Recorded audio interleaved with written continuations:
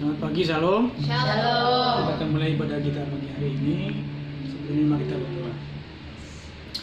Bapa, terima kasih, kami bersyukur anugerah yang besar bagi kami di rumah ini dengan kebaikan-kebaikan Tuhan dalam hidup kami. Sebab Tuhan kami datang memuji menyembah-Mu, memuliakan Engkau dan rindu diberkati oleh firman-Mu. Dan kiranya Roh Kudus-Mu yang memimpin kami, memurapi setiap kami, bahkan oleh kuasa dan pengurapan-Mu kami ada di dalam hadirat-Mu, menikmati dan mengalami akan kasih-Mu. Segala pujian hormat kemuliaan bagi nama-Mu, dan bila ibadah kami berkenan dan memuliakan Tuhan. Dari awal hingga akhirnya kami serahkan dalam tangan kuasa-Mu, Engkau yang berkarya, Roh Kudus Engkau yang menguasai setiap kami, supaya kami memuliakan Tuhan dalam hidup kami hari ini. Terlebih kebenaran-Mu, biarlah memberkati kami, memerdekakan kami, memulihkan kami, membawa kami kepada rencana Tuhan, untuk kami menjadi berkat, untuk hormat bagi nama-Mu. Dalam nama Yesus, haleluya, amin.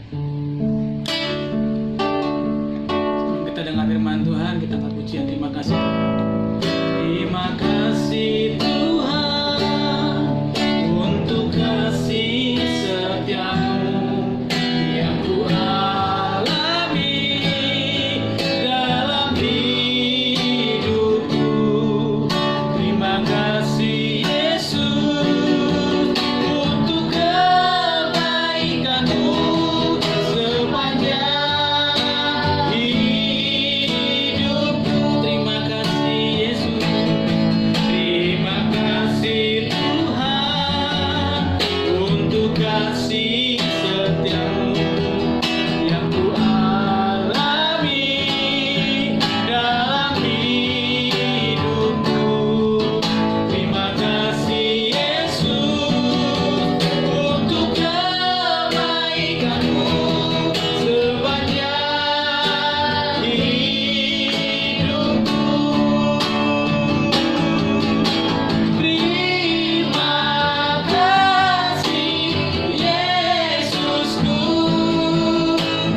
buat anugerah yang Kau beri. Sebab hari ini Tuhan adakan syukur bagimu.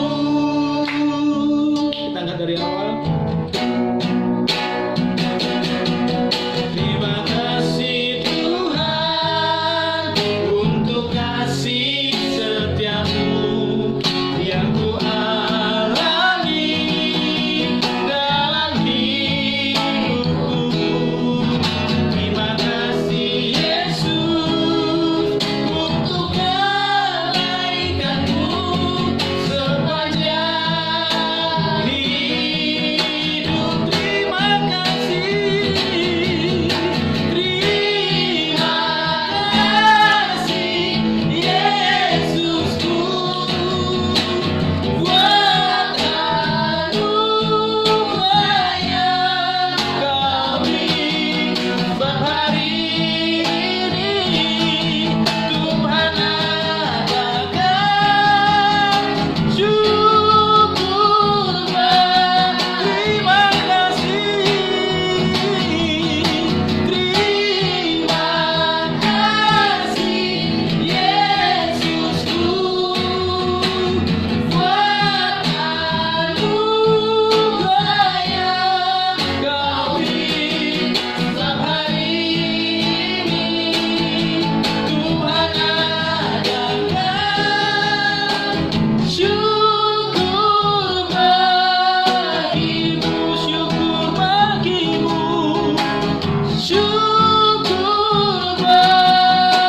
syukur bagimu, syukur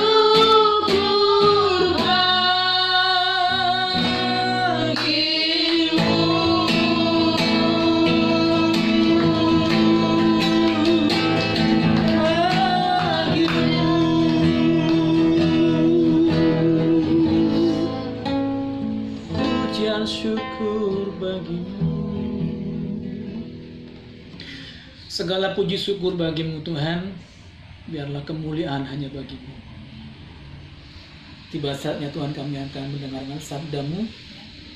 Roh Kudus, Engkau yang mengetuk setiap hati kami, untuk kami membuka hati dan menjadikan hati kami tanah yang baik untuk menerima kebenaran firman-Mu. Dan biarlah Engkau yang berkarya, Roh Kudus, untuk memimpin kami mengerti dengan hikmat-Mu, dan oleh kuasa-Mu kami cakap melakukan firman-Mu. Memberkati setiap kami, baik yang mendengar yang menyampaikan. Pengurapan-Mu ada bagi kami, dan kuasa si jahat kami patahkan kuasanya dalam nama Yesus, dan Roh Kudus berkuasa atas kami. Terpujilah nama-Mu. Dengan ucapan syukur di dalam nama Tuhan Yesus Kristus kami berdoa mengucap syukur. Haleluya. Amin. Shalom. Kita akan mendengarkan firman Tuhan. Boleh buka melalui handphone.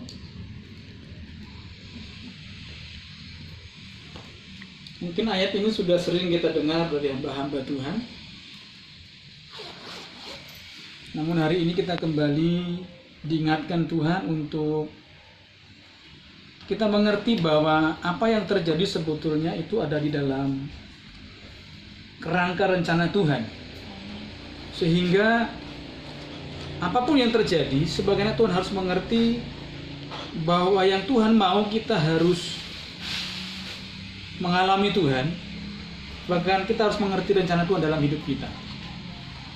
Nah, coba kita lihat Roma pasalnya yang ke-12. Roma pasal yang ke-12 ayat yang pertama dan yang kedua. Seperti saya bilang tadi, mungkin ayat ini sudah sering kita dengarkan. Hari ini ada berita yang baru bagi kita untuk kita renungkan. Bukan hanya direnungkan, tapi menjadi fondasi kehidupan kita untuk kita lakukan supaya kita berbahagia di dalam Tuhan. Persembahan yang benar. Karena itu saudara-saudara, demi kemurahan Allah aku menasihatkan kamu. Jadi Rasul Paulus menuliskan ini kepada jemaat di Roma, tapi ini juga berlaku bagi kita. Dan Tuhan berkata, karena itu saudara-saudara, demi kemurahan Allah aku menasihatkan kamu supaya kamu mempersembahkan tubuhmu sebagai apa, saudara? Sebagai persembahan yang hidup, yang kudus, dan yang berkenan kepada Allah. Itu adalah ibadahmu yang sejati. Janganlah kamu menjadi serupa dengan dunia ini, tetapi berubahlah oleh pembaharuan budimu, sehingga apa, saudara? Kita dapat membedakan manakah kehendak Allah. Kemudian apa yang baik, yang berkenan kepada Allah, dan yang sempurna. Nah, kekasih Tuhan, firman ini mengingatkan kita, dan ini luar biasa. Dan ini tantangan kepada orang-orang percaya.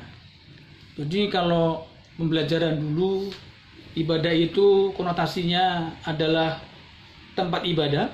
Tapi hari-hari ini Tuhan mengingatkan kita bahwa mesbah Tuhan itu bukan tempatnya, tapi orangnya. Itu kenapa eklesia, itu gereja Tuhan. Nah, yang menarik adalah dari ayat ini dikatakan, persembahkanlah tubuhmu sebagai persembahan yang hidup. Nah, ini menarik. Kenapa? Kalau ada yang hidup berarti ada yang mati. Artinya apa? Kalau kita mau mempersembahkan hidup kita untuk hidup yang berkenan dan hidup yang diberkati oleh Tuhan, menjadi persembahan yang hidup, maka harus ada yang dimatikan.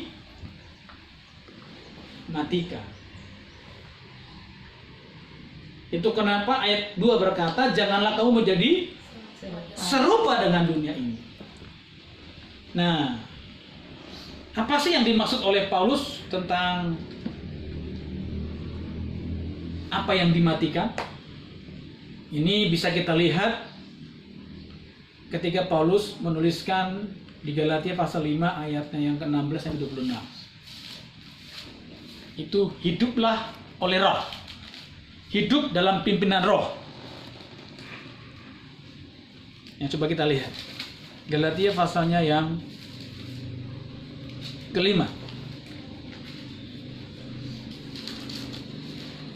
Ayatnya yang ke-16 sampai 26. Tapi Tapi kita baca ayat 16 yang pertama. Maksudku ialah hiduplah oleh roh, maka kamu tidak akan menuruti keinginan daging. Nah, apa sih keinginan daging? Itu dijelaskan ayat yang ke-19. Perbuatan daging telah nyata,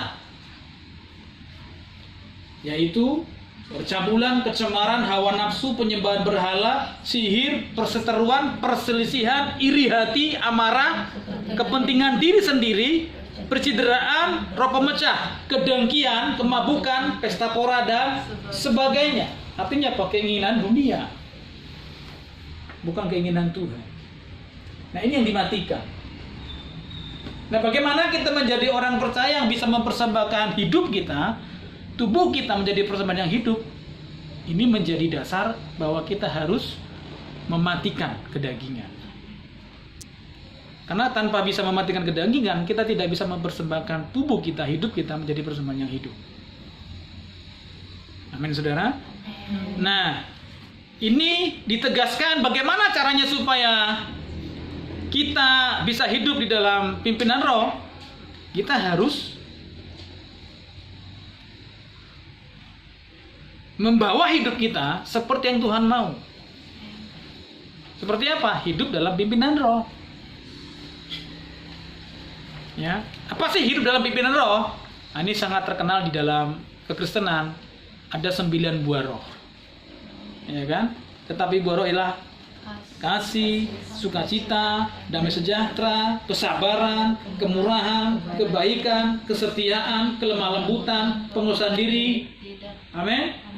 Jadi ternyata semua kedagingan itu harus kita kalahkan dengan kita hidup dalam pimpinan roh, dengan cara kita hidup penuh dengan kasih, penuh dengan apa, saudara? Damai sejahtera, sukacita, kesabaran, kemurahan, kebaikan, kesetiaan, kelemah lembutan, dan penguasaan diri. Ini penting, saudara. Kenapa? Karena tanpa kita hidup di dalam pimpinan Roh Kudus, maka kita tidak akan bisa mematikan kedagingan. Nah, ini menarik. Nah, yang kedua, coba kita kembali ke Roma tadi. Ya. Roma pasal 12 tadi. Jadi yang pertama harus ada yang dimatikan. Yang kedua, yang kudus. Nah, ini menarik nih. Tadi dikatakan yang hidup.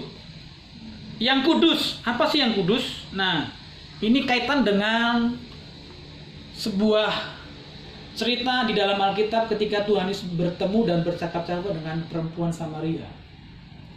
Yohanes pasal 4. Ya.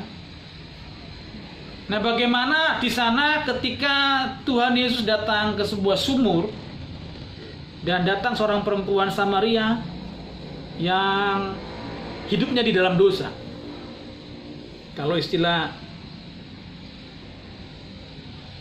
bahwa kehidupan perempuan itu adalah kehidupan yang gelap gulita, yang tidak ada terang dalam hidupnya, sehingga dia menjadi orang yang tercelah, bahkan tidak disukai banyak orang. Kenapa? Kehidupannya yang kelam. Tapi ketika ketemu Tuhan Yesus, Tuhan Yesus memberikan gambaran bahwa, coba kita lihat Yohanes pasal yang keempat.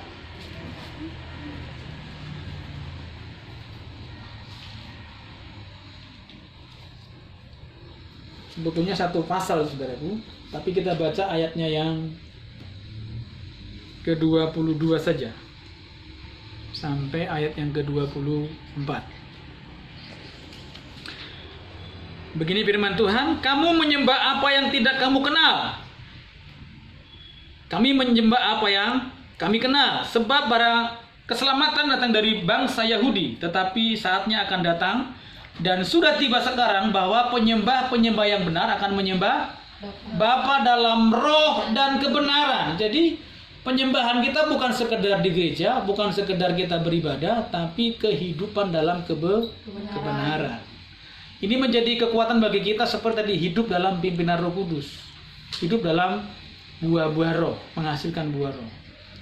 Nah, kalau kita tidak bisa menghasilkan buah roh, maka kita tidak akan bisa mempersembahkan yang hidup, yang kudus, saudara. Itu artinya Tuhan mau kita memperbarui hidup kita. Nah, yang terakhir, coba kita kembali ke Roma tadi. Ya, tadi dikatakan persembahan yang hidup, yang kudus, dan yang berkenan kepada Allah. Jadi berkenan ini kaitan dengan hidup yang kudus tadi, berkaitan dengan hidup dalam pimpinan roh tadi. Maka kita berkenan kepada Tuhan. Nah, yang ketiga, kebenaran firman Tuhan hari ini, janganlah kamu menjadi serupa dengan dunia ini. Jadi dunia saat ini digoncang dengan kekhawatiran. Bahkan mulai timbul sebuah assessment atau sebuah penelitian bahwa kebanyakan orang sekarang mati bukan karena kasus coronanya, tapi karena ketakutannya. Sehingga apa? Sehingga dengan ketakutan, seperti mungkin di YouTube sudah kita sering dengar, ketika seorang dokter menyatakan bahwa orang yang khawatir, orang yang takut itu melemahkan imun tubuhnya, sehingga rentan untuk bisa terkena dengan virus. Nah, Alkitab sudah berkata kita harus tetap bersukacita. Kenapa? Karena di dalam sukacita dengan ucapan syukur kita bisa di dalam perlindungan Tuhan. Kenapa? Karena Alkitab katakan jangan serupa dengan dunia ini. Artinya apa? Jangan terlalu takut, jangan terlalu khawatir. Kenapa?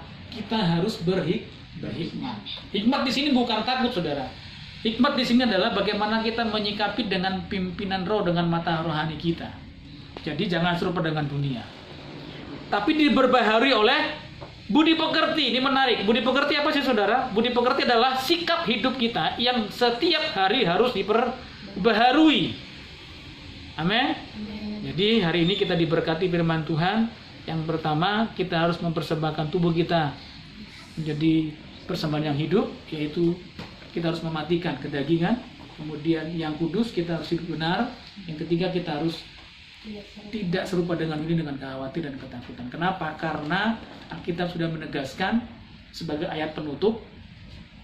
Kita lihat Mazmur pasal yang ke-46.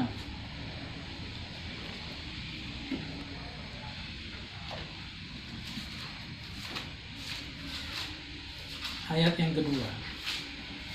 Mazmur 46 ayat yang kedua.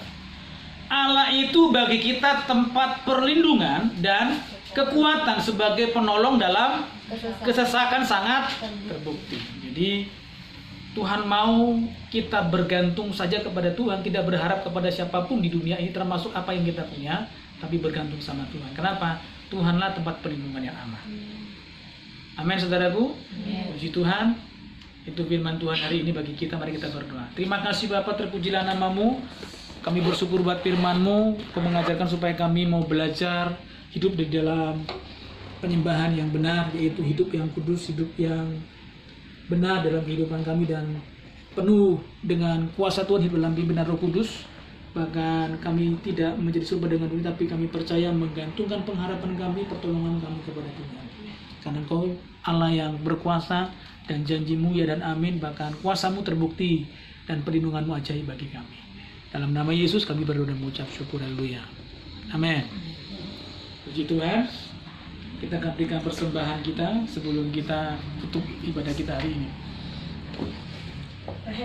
Ambil jalan di bawah.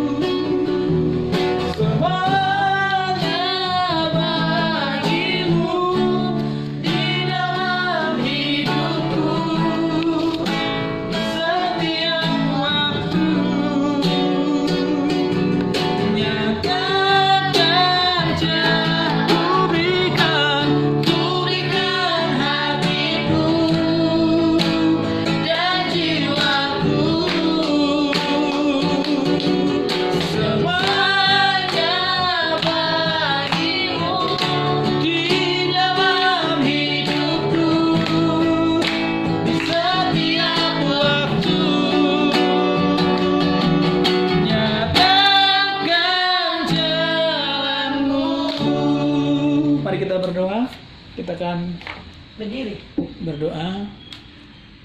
Kita akan tutup ibadah kita pada pagi hari ini. Bapa di surga, terima kasih, kami bersyukur ibadah yang singkat ini kami persembahkan kepadamu.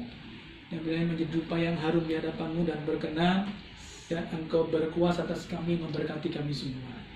Terpujilah nama-Mu Tuhan, biarlah apa yang kami lakukan hari ini menyenangkan Engkau, terlebih Engkau memberkati persembahan yang kami kumpulkan, biar nama-Mu dipermuliakan. Kembalikan segala berkat-Mu berlimpah-limpah dalam kehidupan kami, baik kesehatan, anugerah, keberhasilan, keberuntungan, bahkan penyertaan dan perlindungan kuasa darah-Mu nyata bagi kehidupan kami. Terpujilah nama-Mu. Jika sebentar kami akan menyelesaikan ibadah kami percaya kami orang-orang yang diberkati Tuhan. Mari angkat tangan saudaraku.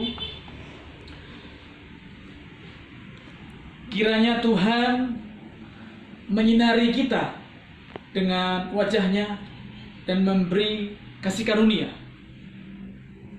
Dan Tuhan menghadapkan wajah-Nya kepada setiap kita dan memberi damai sejahtera.